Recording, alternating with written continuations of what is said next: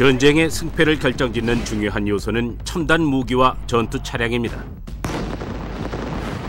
하지만 인력을 이용한 기관 작업 역시 중요한 요소입니다. The pick and the spade are every bit as important instruments of war as the rifle and the bayonet.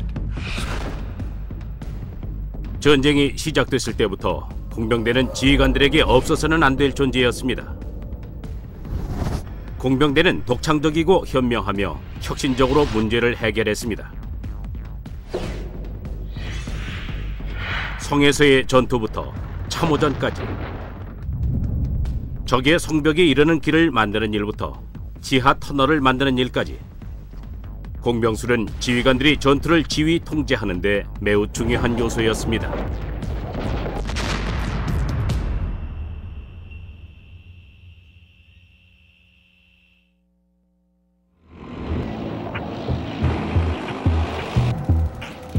지상전은 땅을 빼앗거나 지키는 전쟁입니다. 지상전에 있어 지형은 매우 중요합니다. 공격을 할 때, 방어를 할 때에도 지휘관은 주위의 지형을 잘 이용해야 합니다. 이런 법칙은 고대의 전쟁에서도 그대로 적용됐습니다. 로마의 보병 군단은 여러 지형에서 작전을 펼쳤습니다. 로마의 공병대는 역사상 가장 훌륭한 공병대로 꼽힙니다.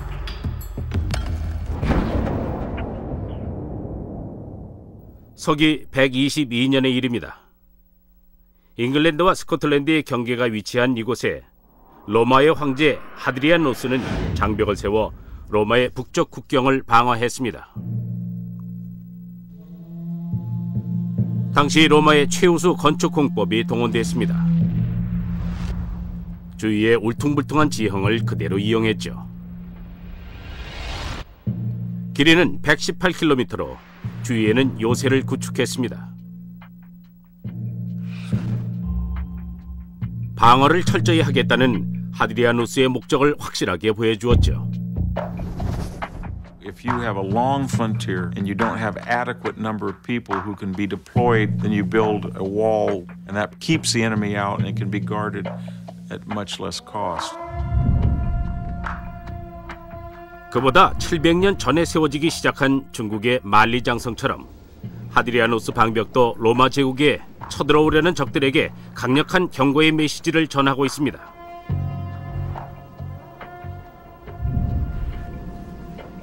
그러나 공병술은 방어적 수단일 뿐만 아니라 공격적인 수단이기도 합니다. 세대에 걸쳐 공병술을 전수받은 로마 군인들은 공격 작전을 펼칠 때 삽과 곡괭이를 아주 능숙하게 사용했습니다. If you have a wall, there's only three ways to get past it. You go over it, you go under it, or you go through it. And there's a science that will develop to do that. 방어벽을 무너뜨리기 위한 로마군의 작전을 확실히 엿볼 수 있는 곳은 이스라엘의 마사다입니다. 서기 73년의 마사다 요새에 대한 로마의 공격은 승리를 얻기 위해 로마의 공병대가 얼마나 성실하고 독창적이었으며 꼼꼼했는지를 잘 보여줍니다. 유대인 저항군은 로마군에 저항할 장소로 마사다를 선택했습니다. 접근이 어려웠기 때문입니다. Masada is an excellent example of an ancient fortification. In other words, taking a naturally very strong natural feature, this enormous mountain really behind me, and then fortifying it. 방어하기에 용이한 지형이었기 때문에 유대인 저항군에게 매우 유리했습니다. 하지만 로마 공병대는 주위의 지형을 검토해 저항군의 지리적 약점을 발견했고 전쟁에서 승리할 작전을 짜냈습니다. The only way that the Romans could really get to grips with the defenders at Masada was by constructing an enormous assault ramp. 길을 만들기 전에 로마군들은 적당한 위치를 찾아야 했습니다. 그러던 중 마사다의 취약점을 발견했습니다. 요새의 서쪽에 넓은 바위가 튀어나와 있었던 것이죠. 로마군은 그곳을 기반으로 비탈길을 만들기로 했습니다. 그렇다고 해도 로마군이 만들어야 할 비탈길의 길이는 200m가 넘었습니다.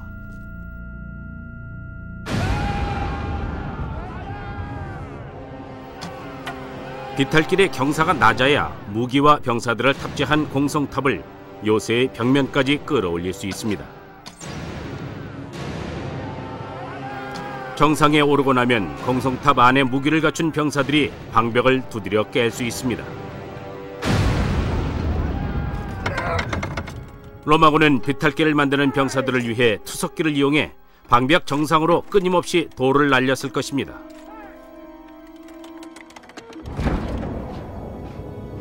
하지만 관건은 공성탑을 안정적으로 지지해줄 수 있는 비탈길을 만드는 것이었습니다. 로마군이 사용한 공법에 대한 단서는 오늘날에도 찾아볼 수 있습니다.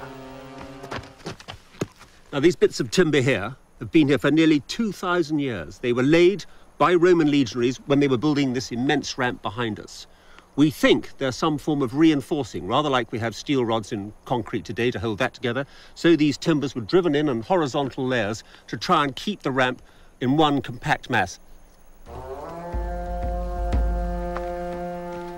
정확하게 어떤 식으로 건설했는지는 알 수 없습니다. 아마 등성이 부분과 그 양쪽을 계단 모양으로 만들어 기초를 안정적으로 구축하고 미리 만들어둔 목재 상자를 강화 판재로 받쳐서 안에 흙을 채워 쌓아 올렸을 것입니다.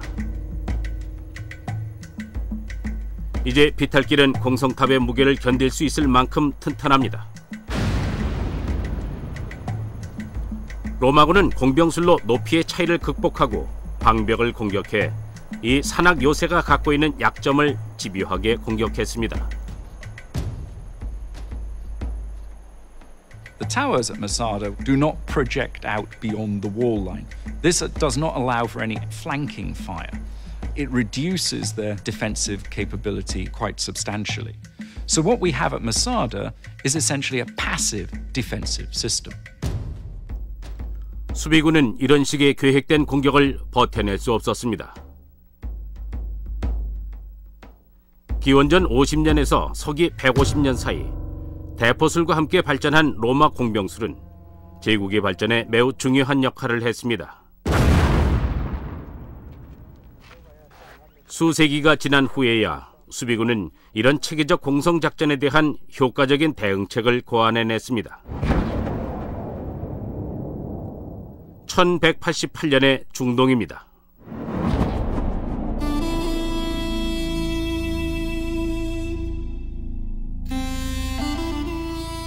이슬람의 위대한 지도자 살라딘은 하틴 전투에서 십자군에게 엄청난 패배를 안깁니다.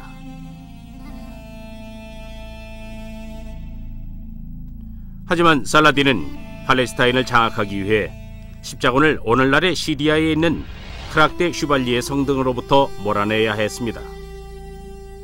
당시 십자군은 크락데 슈발리에 성을 점령하고 있었습니다. What happened in the second half of the 12th century and the first half of the 13th century is that these castles became much more massive. The whole structure tended to become taller, bigger, broader.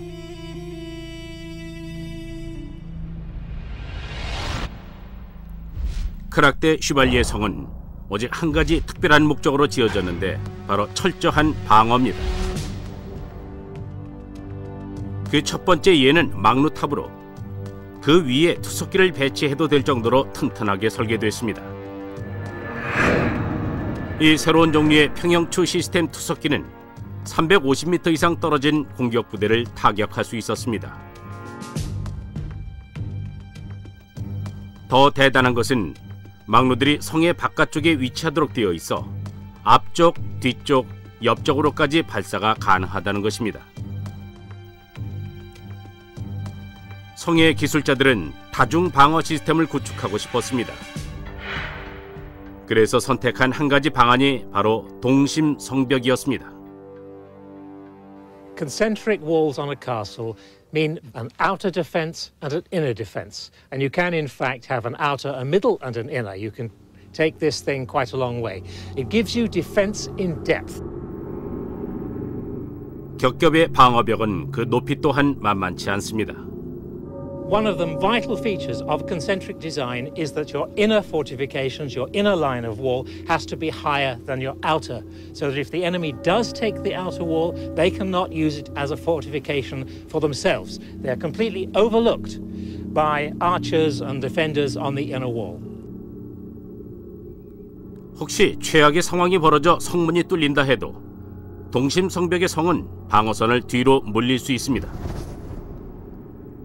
크락대 슈발리에 성에는 성으로 들어가는 길 중간중간에 살상구역이 연속적으로 설치되어 있습니다.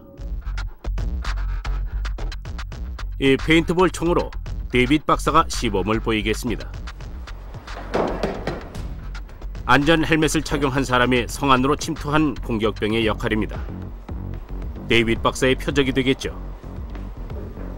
성으로 들어가는 통로를 통해 전진하는 공격병이 살상구라고 하는 구멍 사이로 노출됩니다. It's directly above the main entrance passageway which runs beneath us from the main gate to the interior of the castle. Right.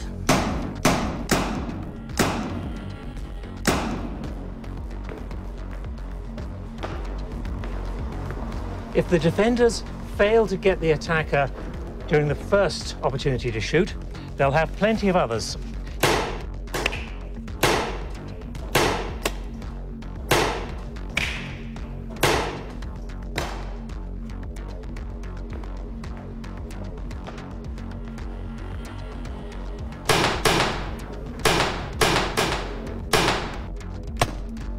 If I haven't stopped them then, I have one last chance.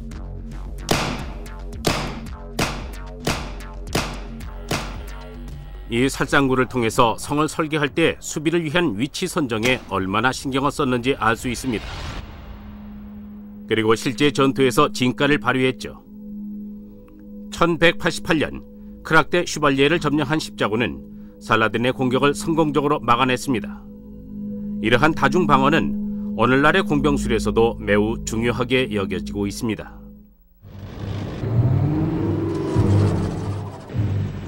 현대의 전쟁은 전개가 매우 빨라서 요새를 구축하고 있을 시간이 없을 때가 많습니다. 하지만 십자군의 성체에서 이용된 방어 병법은 아직도 유용하죠. 이곳은 팔루자 전투가 벌어지고 있는 2004년의 이라크입니다. 미군의 해병대가 이라크 반군의 공격을 뚫고 전진합니다. 양측 모두 즉석에서 전술을 구사합니다. What's gonna happen? M16s, 240. We're gonna pop up. Gonna do 5 seconds of suppression. Ready? Set, go, hose up.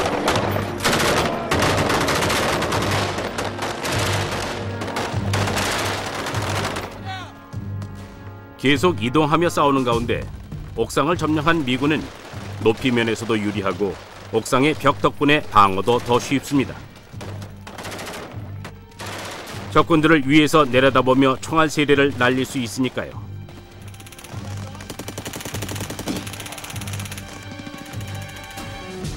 그러나 팔루자의 건물들은 양측 모두에게 이점을 제공합니다. Every single street is effectively its own fortress dominated by its own miniature castles of rubble or whatever. So from a command and control point of view, it makes it incredibly difficult. 방어 전술은 전투의 승패를 결정짓는 열쇠입니다. 전쟁의 역사를 보면 방어 전술은 수많은 요인의 영향을 받습니다. 지형이 그중 하나입니다. 무기의 혁신 또한 방어 전술에 영향을 주죠. 14세기에 화약 대포가 등장하게 되면서 기존의 전투 방식에 큰 변화를 가져오게 됩니다. 공병 기술자들은 이 막강하고 새로운 위협에 적응해야 했습니다. 1480년의 발칸반도, 오늘날의 그리스인 로도스 섬입니다. 오스만 투르크군이 유럽에 한 번도 소개되지 않은 놀라운 이력의 화약 대포를 이용해 로도스 요새를 공격했습니다. 중세의 방벽은 화약 공격을 견뎌내도록 설계되지 않았죠. 소수 병력의 몰타 기사단은 무슬림의 맹공에 굳건히 버텼습니다. 2달 동안 맹공을 퍼붓던 오스만 투르크군은 결국 퇴각했습니다. 몰타 기사단은 승리했지만 안심할 수 없었습니다. 그들의 지도자인 피에르 도부송은 그들이 다시 올 것을 알고 있었죠. 도부송은 중세의 돌벽이 화력 대포에 견딜 수 없다는 것을 잘 알고 있었습니다. 그는 로도스의 방어 시설을 재정비해야 한다는 사실을 깨달았습니다. Pretty much the next morning, Pierre d'Aubusson gets up and says, "Whoops, we didn't win because our walls were invulnerable." And so he starts to rebuild them. They rethink the whole principles of fortification. No longer do they feel that tall, thin walls will be effective against gunpowder weapons. 벽의 두께가 2.5m에서 8m로 보강됐습니다. 이렇게 해서 보루라고 하는 새로운 방어 거점이 탄생했습니다. 이 거대한 보루에서는 주벽에서 외부를 향해 보루 밖의 공격자에게 발포할 수 있었습니다. 반격의 방법이 훨씬 더 다양해진 것입니다. 로도스에 여러 개의 보루가 세워졌습니다. 보루마다 거대한 포좌를 설치하고 대포를 배치했습니다. The guns had become so big and so powerful, 18, 20 tons, 12, 14 feet, that the Hospitallers had to build their own firing platforms, these enormous platforms, just to counter the recoil of them. 이 발사대들은 기사단이 오스만 투르크의 다음 공격을 어떻게 준비했는지 보여줍니다. It's kind of odd to walk around the walls of Rhodes and you don't see anything that is the same as another feature.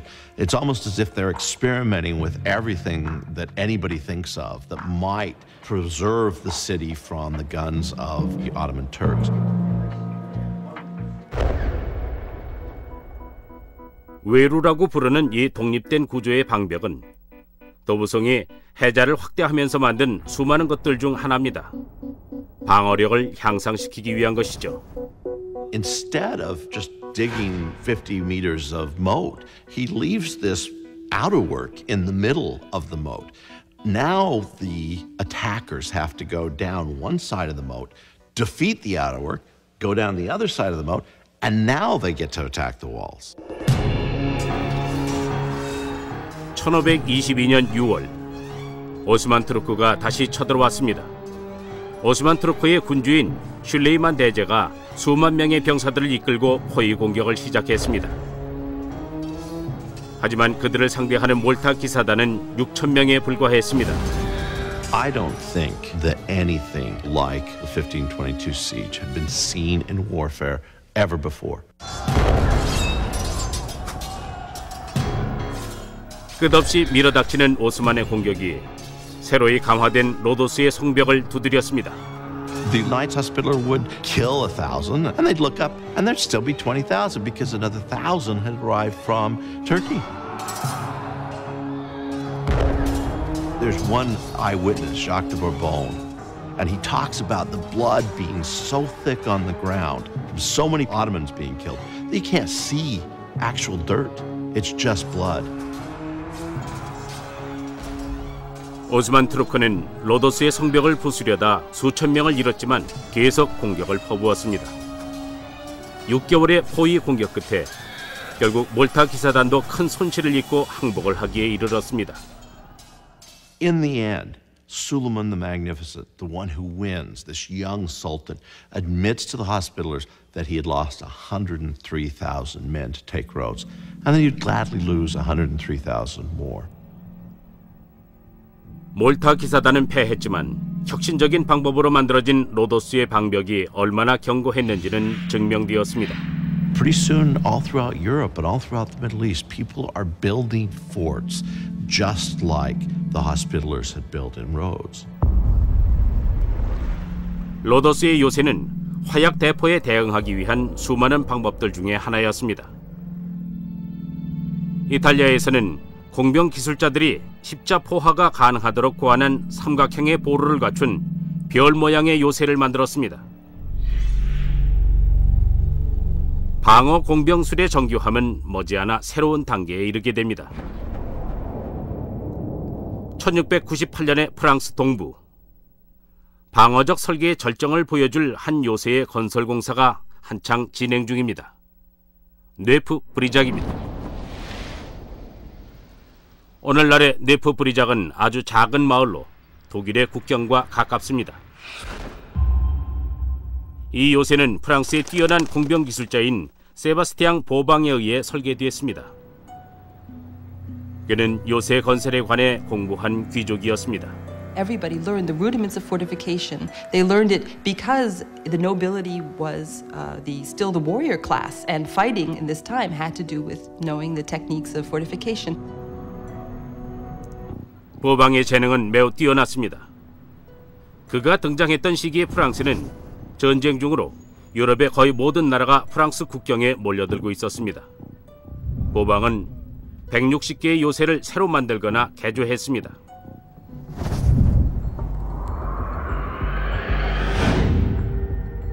보방은 이탈리아의 별 모양 요새를 기초로 자신의 요새를 설계했지만 뇌프 브리작을 보면 그가 주변의 지형을 방어에 유리하도록 독창적으로 활용한 것을 알 수 있습니다.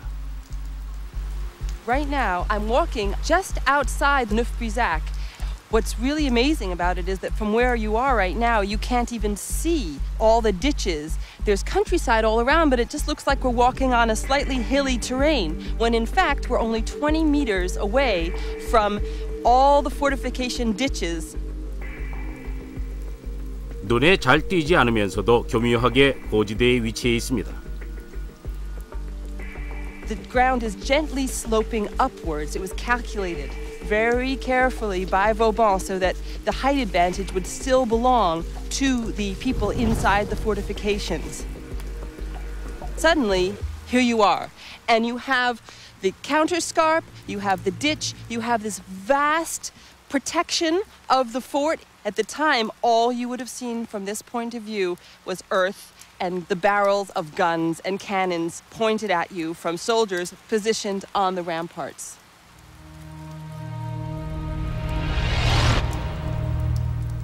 요새의 중심 방벽을 공략하려면 먼저 여기에 이 웨버부터 통과해야 합니다. 200년 전의 로도스 섬에서의 경험을 바탕으로 웨버는 이제 요새 건설 기술의 표준이 되었습니다. 보루 안에 배치된 총사들은 중심 방벽 앞의 지면을 즉각 방어합니다. What that means is that one bastion covers the other one. They each shoot crisscross style so that there's no cover along the wall.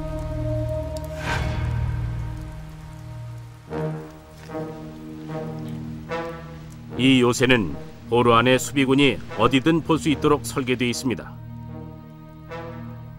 해자로 파고드는 공격군은 살상구역에 들어오게 되는 것이죠.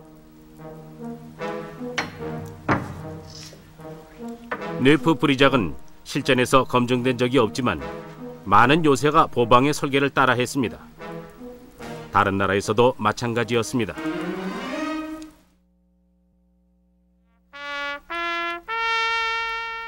볼티모어항 입구에 자리한 맥켄리 요새.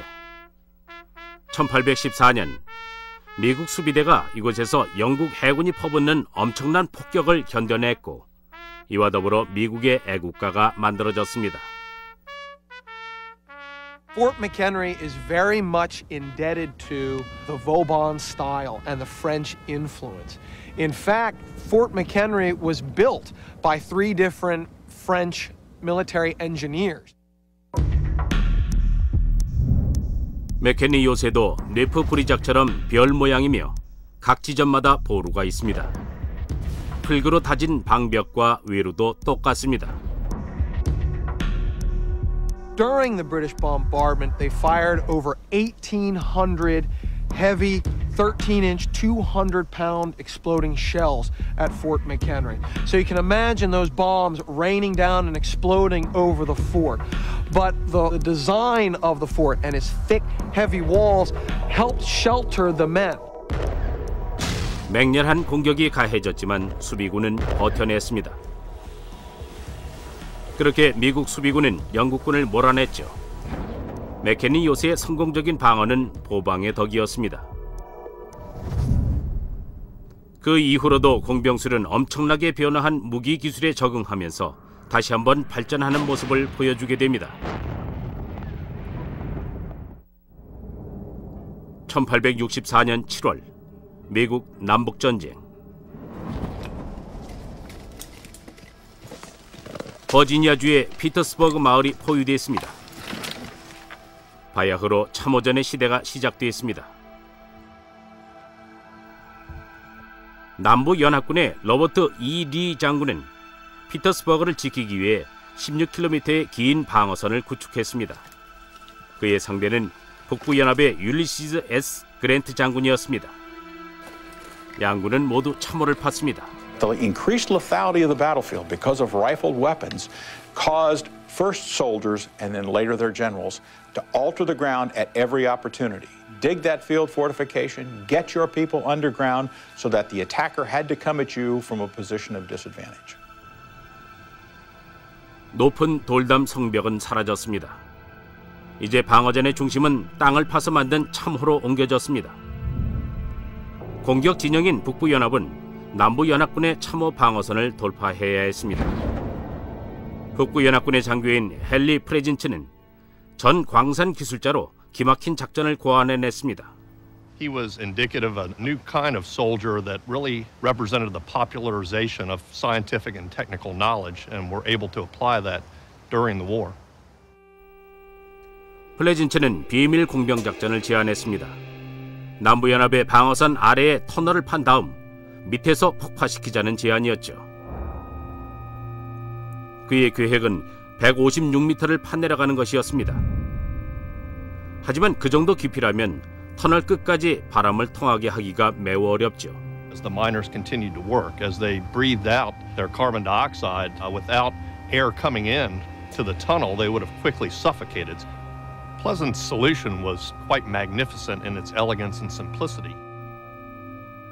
먼저 터널의 입구 쪽에 환기 갱도를 파서 이산화탄소가 제거되도록 합니다. 바닥에는 계속 불을 피워서 신선하지 않은 공기를 위로 올려보내 배출시킵니다. 그리고 연기를 의심받지 않기 위해서 병사들이 작업장 주변에서 불을 피우고 있도록 합니다. 한편 신선한 공기는 나무로 만든 환기관을 통해 광부들이 일하고 있는 터널의 정면으로 유입되게 합니다. Here's our construction of the ductwork that the air went into where the soldiers were working. 이 모형들을 이용해서 플레진츠의 시스템을 재현해 보겠습니다. This Pyrex 2 represents the ductwork that they built. The Union lines would be over here, Confederate lines to the left, and this Pyrex 2 represents the vertical shaft that Pleasant's constructed. 그리고 이 램프는 플레진츠가 피운 불입니다. 로스는 모형 터널에 연기를 채워 신선하지 않은 공기를 재현합니다. 램프에 불을 붙이자 연기가 데워지면서 상승해 터널 밖으로 빠져나갑니다.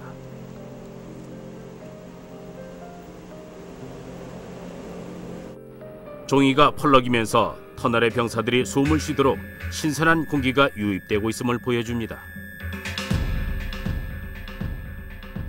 작업을 시작한 지 34일이 지나고 터널이 완성되었습니다. 터널 입구에서 막바지 작업을 하는 동안 북부연합 병사들은 명령을 기다렸습니다.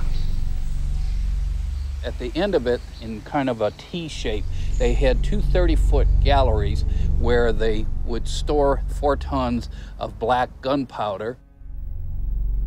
엄청난 양의 화약을 남부연합군 방어선의 바로 밑에 설치했습니다. 1864년 7월 30일에 이른 새벽, 도화선에 불을 붙였습니다. There was this tremendous explosion, almost like a geyser going off.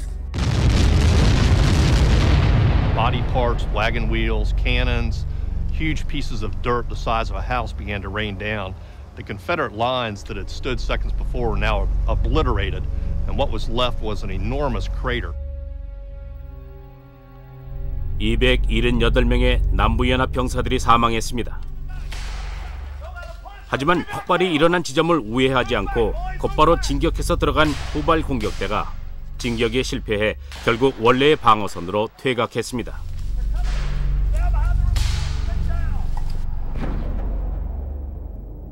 그러나 폭발로 만들어진 이 커다란 구덩이와 헨리 프레진치의 터널은 공병수를 이용한 문제점 찾기와 그 해결 방안을 보여주었습니다. 약 50여 년 후 이러한 지하 작전술도 완전히 새로운 단계로 접어들게 됩니다.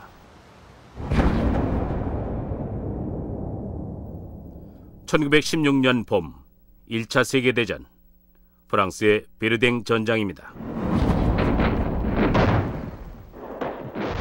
독일과 프랑스 군대는 격전지 안에 갇혀 있었습니다. 양군은 전술적으로 중요한 보콰의 언덕 아래에 커다란 터널을 팠습니다. 군 건축 역사가인 사이먼 페퍼는 조사를 위해 이곳을 방문했습니다. 여기는 프랑스군이 파놓은 터널 중 한 곳의 입구입니다. 지하에는 갱도 입구에서 파낸 흙의 운송에 쓰였던 철로 일부가 아직도 남아 있습니다.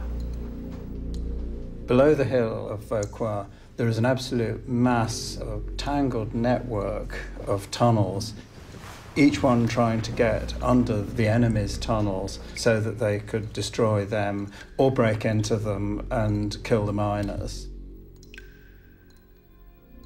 언덕의 남쪽에는 프랑스군의 터널 연결망이 있었고 북쪽에는 독일군의 연결망이, 그 사이에는 보콰 마을이 있었습니다.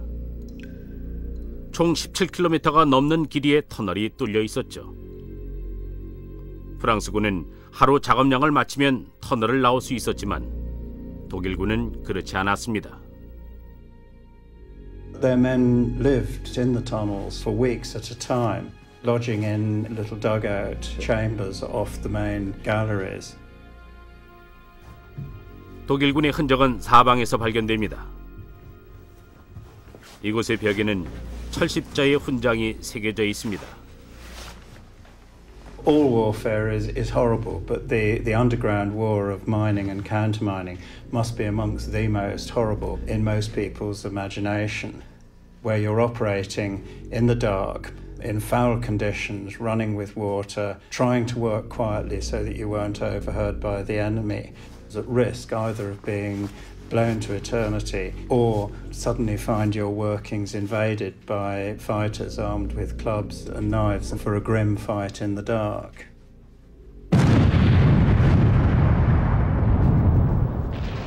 이 지하 전쟁은 신무기가 사용되면서 더욱더 치열해졌습니다. The big difference by the time we get to the First World War is that high explosive has become available. 이 초기 형태의 고성능 폭약은 기존 화약의 10배에 달하는 파괴력을 지녔습니다. 보콰에서는 500번 이상의 지하 폭발이 일어나면서 언덕의 상층부가 흔적도 없이 날아갔습니다. 결국 프랑스가 전쟁에 승리했지만 마을에 남은 것이라곤 몇 개의 벽돌뿐이었습니다.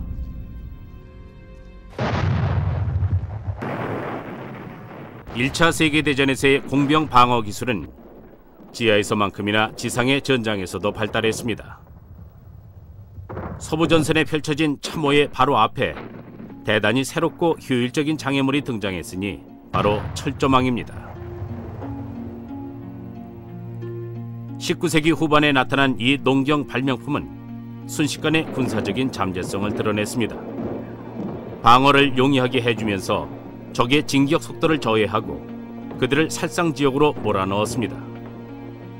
게다가 철조망은 매우 가늘기 때문에 없애기도 쉽지 않았습니다.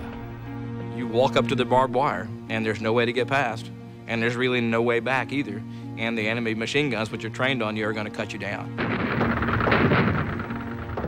1916년 솜무 전투에서 영국군은 보병대를 진격시키기 위해 독일군의 철조망을 뚫으려 했습니다. 그들은 공중폭발 산탄을 사용해 철조망을 끊으려고 했지만 생각보다 철조망은 단단했습니다. This represents a shrapnel shell, in as much as shrapnel shells were used to attack barbed wire entanglements. 플라스틱 폭발 장약 뒤에 붙은 작은 강철공이 유산탄의 공중 폭발을 재현할 것입니다. If you were to be bold enough to lie there, I can guarantee you're going to be seriously dead. But you're not a barbed wire entanglement, and the mechanics of it are very different.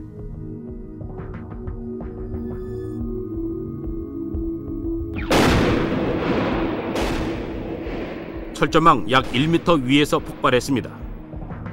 Well, as we can see, the wire is intact. There are 6 strands, and there were 6 strands before we fired it. 폭발물은 나무를 관통했지만 철조망에는 거의 피해를 주지 못했습니다. 결국 솜무 전선에서 독일군을 공격한 영국의 보병대는 엄청난 대가를 치러야 했죠. On the northern sectors of the battlefield, perhaps about 2/3 of the battlefield, the barbed wire was not cut. Barbed wire was perhaps the most crucial element in predicting the outcome of a battle. 철조망만이 1차 대전의 유일한 공병 기술의 혁신은 아니었습니다. 전술상으로 중요했던 프랑스의 마을을 지키기 위해 새로운 종류의 요새가 세워졌습니다.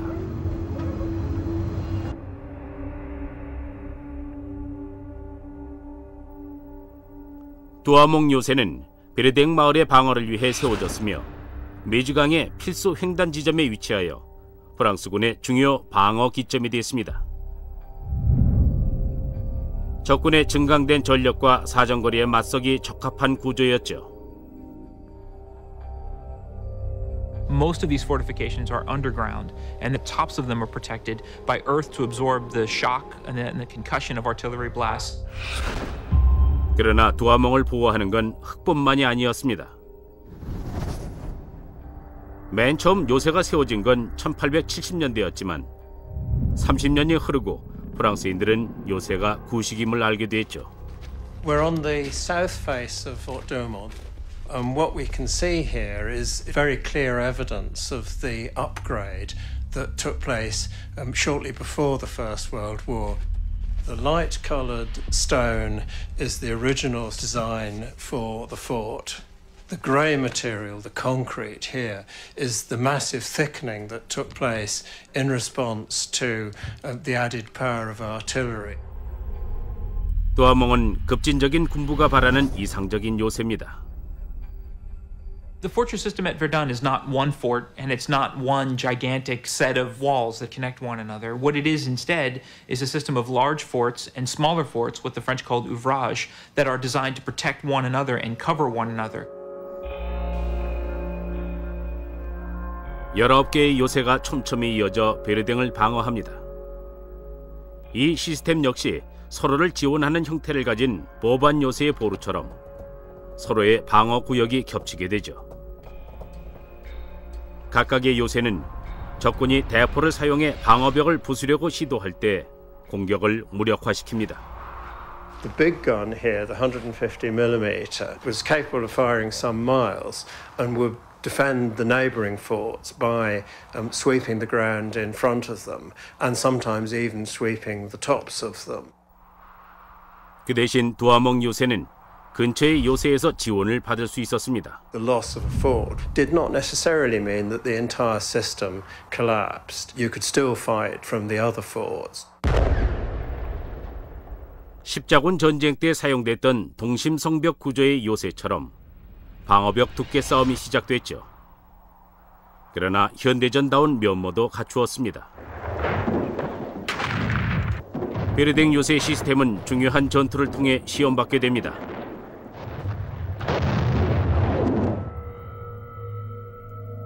처음엔 독일군이 승리할 듯 보였습니다. 1916년 2월 공격을 시작해 3월 초가 되자 독일이 두아몽을 장악하게 됩니다. 6월이 되자 보호 요새마저 함락됐습니다. 그러나 다른 요새들은 임무를 다 했습니다.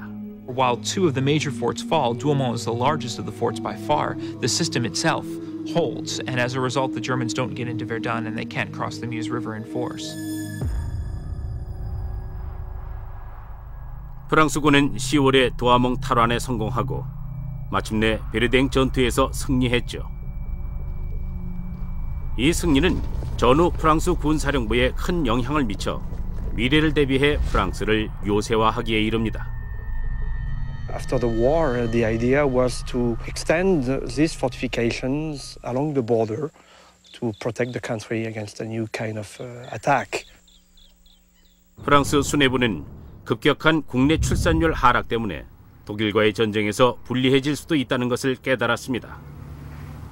The French in the 1930s had a major manpower problem. They could not compete with Germany in terms of mobilizable manpower of military age.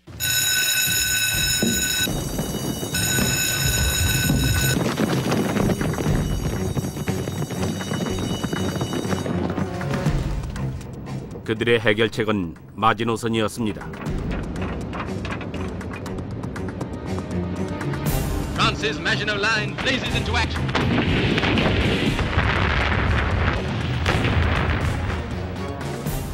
이는 베르댕의 방어 시스템과 유사한 점이 많았습니다. The theory behind the Maginot Line is to take some of those same principles, underground fortifications, interlocking systems, systems that mutually reinforce one another, to create a defensive line that would help France in a future war. 프랑스의 군 입법가들은 이런 수비법으로 지휘 및 통제가 가능할 거라고 믿었습니다. 오늘날 동프랑스의 언덕에는 마지노선의 일부가 감춰져 있습니다. 장갑, 기관총, 총좌, 대전차 함정, 대인 함정까지 말이죠. 모두 하켄베르크 요새의 일부입니다. 마지노선은 연쇄적으로 연결된 컴뱃 블록입니다. 가령 이곳 오블록에는 모든 빈 공간에 각종 대포들이 들어차 있었습니다. 지금은 상당 부분 노출돼 있지만 1930년대엔 감춰져 있었죠. 위장 관측탑은 하켄베르크의 수많은 특징 중 하나였습니다. By the standards of the time, the Maginot Line was really incredibly sophisticated. They were using all the technologies that could be used at that time. I mean, revolving turrets with a high rate of fire. 전기 동력의 총좌가 배치돼 있습니다. 이 안에 탑재된 대포가 솟아올라 포탄을 몇 발 쏜 후 시야에서 사라져버리죠. 하켄베르크의 상당 부분이 지하에 감춰져 있습니다. 터널의 길이는 10km로 지하 전용 열차가 다닙니다. 만약 전기가 끊기면 디젤 엔진을 가동시켜 자가발전 동력을 전투 구역에 제공하도록 설계되었습니다. 마지노선의 구석구석은 당대 최고의 기술력을 자랑합니다. The defensive is supreme, i.e. it's far better to sit in your defenses and smash the enemy to pieces as he attacks you, rather than move out of those defenses and be the people who are doing the dying. 2차 대전이 다가오고 전투가 가까워졌습니다. 독일 지휘관들은 마지노선을 직접 공격하라고 지시할 수 없다는 사실을 잘 알고 있었죠.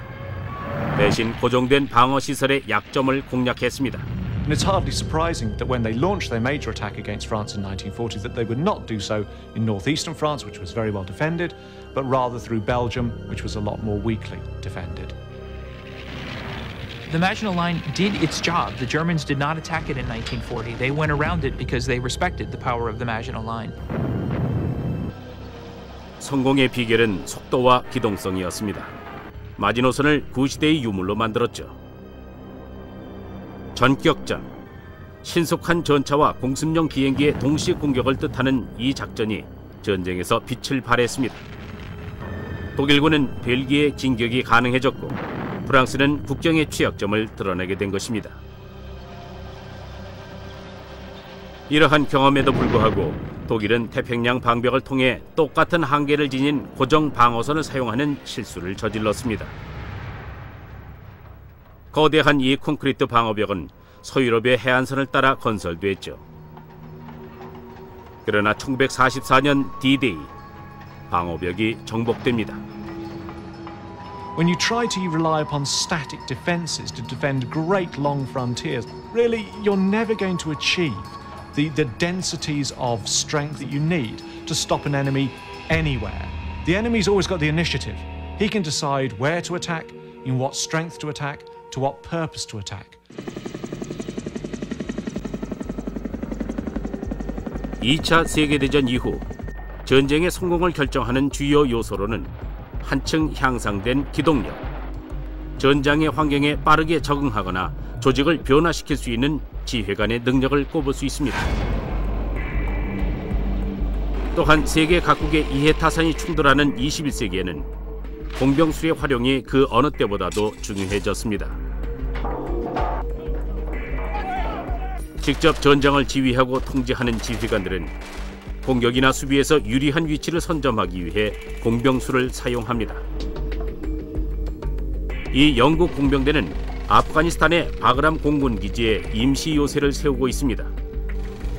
새로운 부대의 도착을 맞이하기 위해서죠. 2000년 전 로마 군단이 마사다에서 새로운 지형을 만들어냈듯이 오늘날 현대의 병사들은 여전히 삽과 곡괭이를 사용해 지형을 변형시킵니다. 미래의 전쟁을 위해 지형을 설계하죠.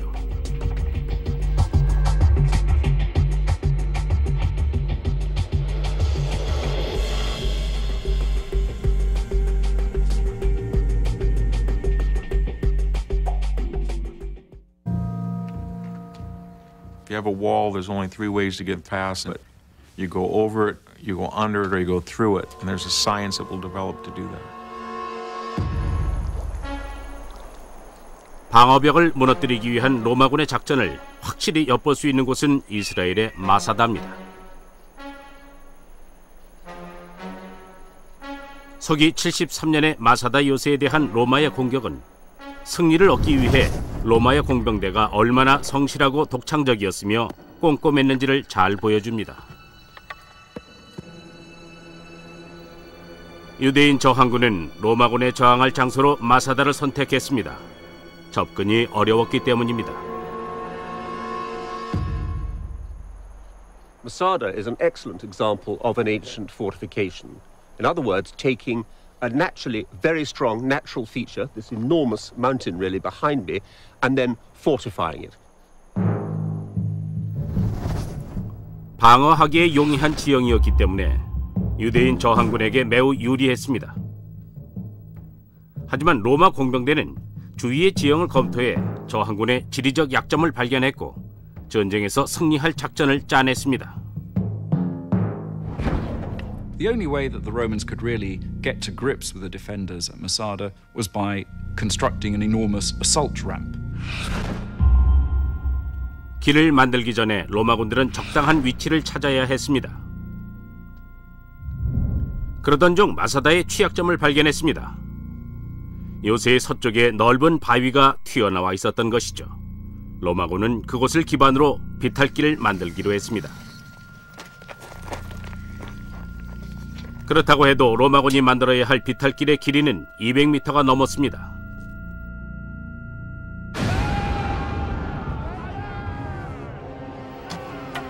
비탈길의 경사가 낮아야 무기와 병사들을 탑재한 공성탑을 요새의 벽면까지 끌어올릴 수 있습니다. 정상에 오르고 나면 공성탑 안에 무기를 갖춘 병사들이 방벽을 두드려 깰 수 있습니다. 로마군은 비탈길을 만드는 병사들을 위해 투석기를 이용해 방벽 정상으로 끊임없이 돌을 날렸을 것입니다.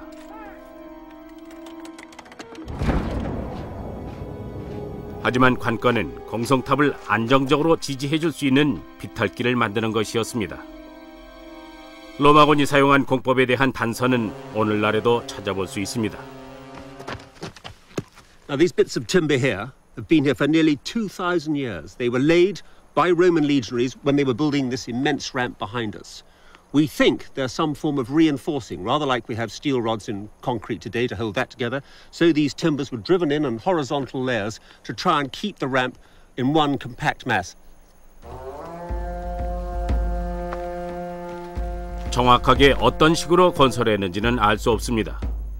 아마 등성이 부분과 그 양쪽을 계단 모양으로 만들어 this thing quite a long way. It gives you defense in depth. 겹겹의 방어벽은 그 높이 또한 만만치 않습니다. One of the vital features of concentric design is that your inner fortifications, your inner line of wall, has to be higher than your outer, so that if the enemy does take the outer wall, they cannot use it as a fortification for themselves. They are completely overlooked by archers and defenders on the inner wall. 혹시 최악의 상황이 벌어져 성문이 뚫린다 해도 동심 성벽의 성은 방어선을 뒤로 물릴 수 있습니다. 크락데 슈발리에 성에는 성으로 들어가는 길 중간중간에 살상구역이 연속적으로 설치되어 있습니다. 이 페인트볼 총으로 데이빗 박사가 시범을 보이겠습니다. 안전 헬멧을 착용한 사람이 성 안으로 침투한 공격병의 역할입니다. 데이빗 박사의 표적이 되겠죠. 성으로 들어가는 통로를 통해 전진하는 공격병이 살상구라고 하는 구멍 사이로 노출됩니다. It's directly above the main entrance passageway which runs beneath us from the main gate to the interior of the castle. Right.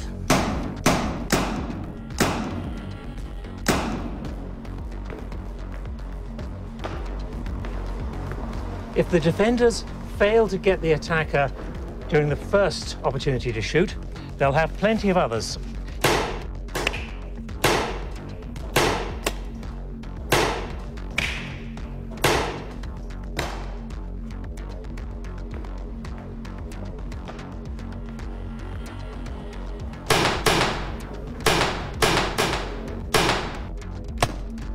If I haven't stopped them then, I have one last chance.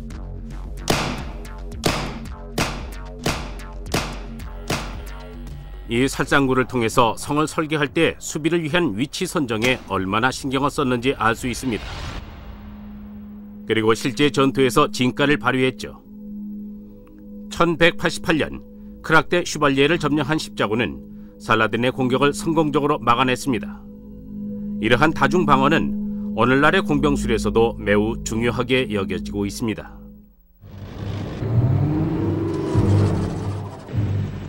현대의 전쟁은 전개가 매우 빨라서 요새를 구축하고 있을 시간이 없을 때가 많습니다. 하지만 십자군의 성체에서 이용된 방어 병법은 아직도 유용하죠. 이곳은 팔루자 전투가 벌어지고 있는 2004년의 이라크입니다.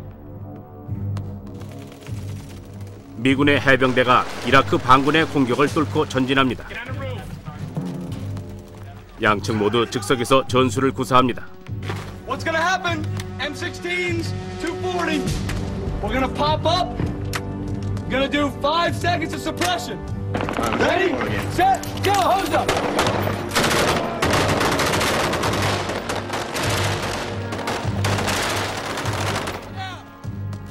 계속 이동하며 싸우는 가운데 옥상을 점령한 미군은 높이 면에서도 유리하고 옥상의 벽 덕분에 방어도 더 쉽습니다. 적군들을 위에서 내려다보며 총알 세례를 날릴 수 있으니까요.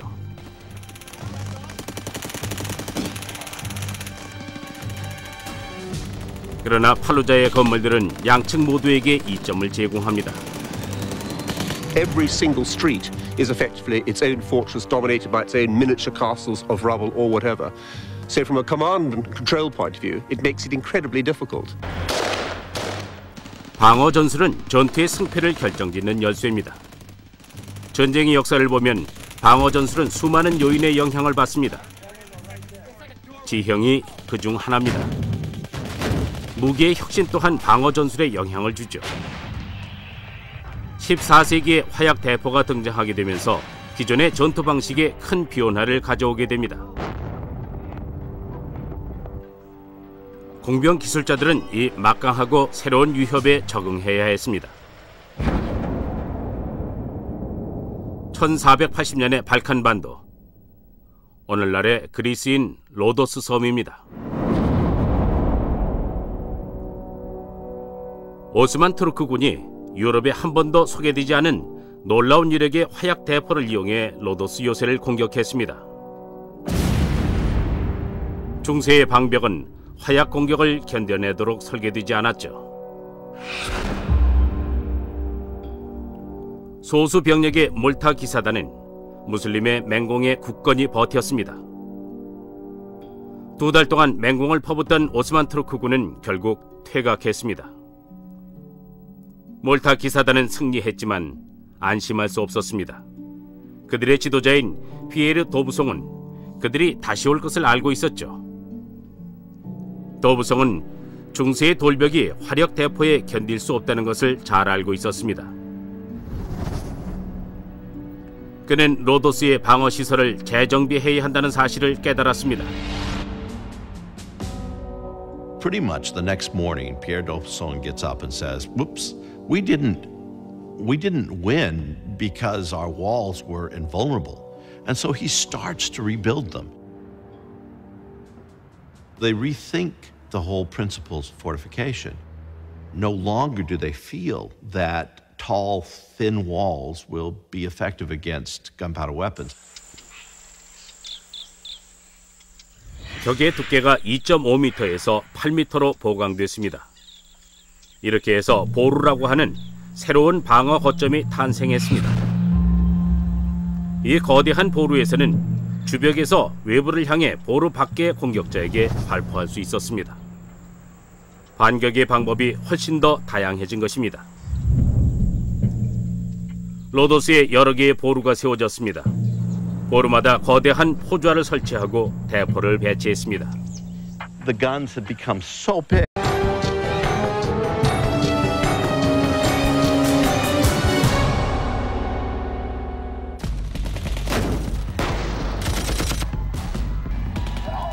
전쟁의 승패를 결정짓는 중요한 요소는 첨단 무기와 전투 차량입니다.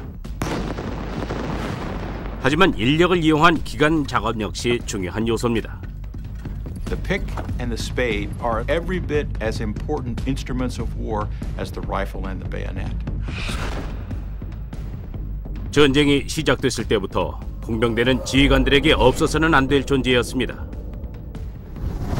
공병대는 독창적이고 현명하며 혁신적으로 문제를 해결했습니다. 성에서의 전투부터 참호전까지, 적의 성벽에 이르는 길을 만드는 일부터 지하 터널을 만드는 일까지, 공병술은 지휘관들이 전투를 지휘 통제하는 데 매우 중요한 요소였습니다.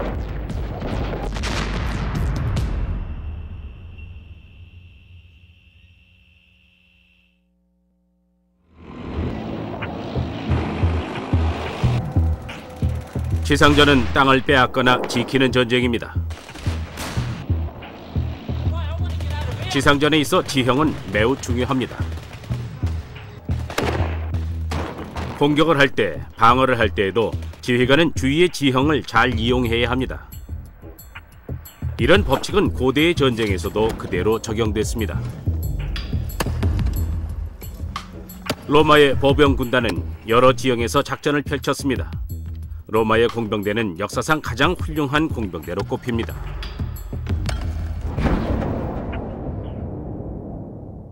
서기 122년의 일입니다. 잉글랜드와 스코틀랜드의 경계가 위치한 이곳에 로마의 황제 하드리아노스는 장벽을 세워 로마의 북쪽 국경을 방어했습니다.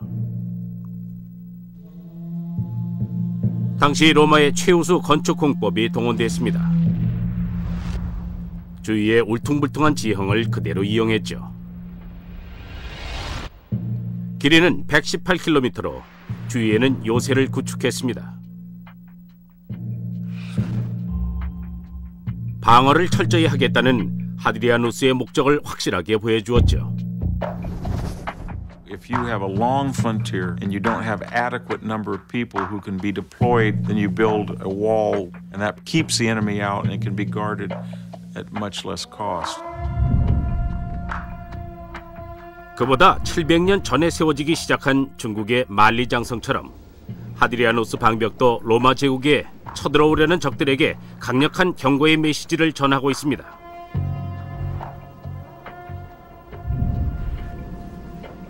그러나 공병술은 방어적 수단일 뿐만 아니라 공격적인 수단이기도 합니다.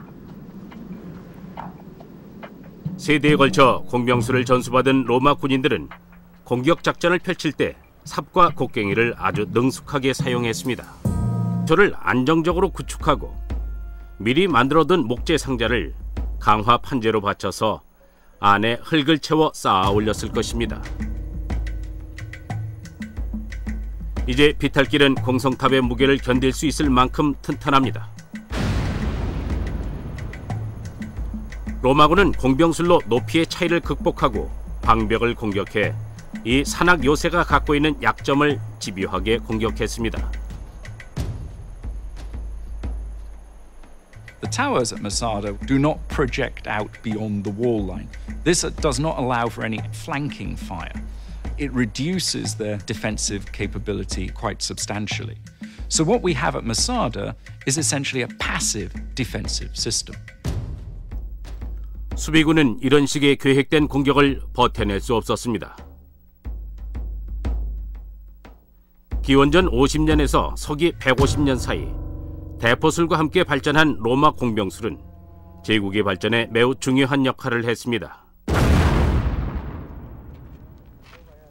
수세기가 지난 후에야 수비군은 이런 체계적 공성작전에 대한 효과적인 대응책을 고안해냈습니다. 1188년의 중동입니다.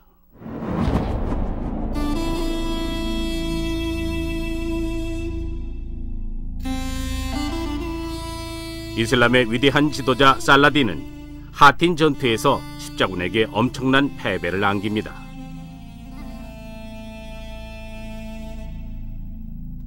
하지만 살라딘은 팔레스타인을 장악하기 위해 십자군을 오늘날의 시리아에 있는 크락데 슈발리에 성 등으로부터 몰아내야 했습니다. 당시 십자군은 크락데 슈발리에 성을 점령하고 있었습니다.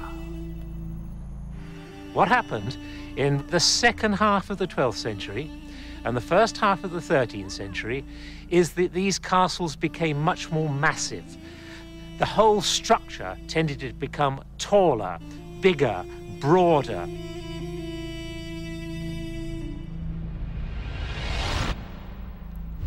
크락데 슈발리에 성은 오직 한 가지 특별한 목적으로 지어졌는데 바로 철저한 방어입니다. 그 첫 번째 예는 막루탑으로 그 위에 투석기를 배치해도 될 정도로 튼튼하게 설계됐습니다. 이 새로운 종류의 평형추 시스템 투석기는 350m 이상 떨어진 공격 부대를 타격할 수 있었습니다. 더 대단한 것은 막루들이 성의 바깥쪽에 위치하도록 되어 있어 앞쪽, 뒤쪽, 옆쪽으로까지 발사가 가능하다는 것입니다. 성의 기술자들은 다중 방어 시스템을 구축하고 싶었습니다. 그래서 선택한 한 가지 방안이 바로 동심 성벽이었습니다. Concentric walls on a castle mean an outer defense and an inner defense. And you can, in fact, have an outer, a middle, and an inner. You can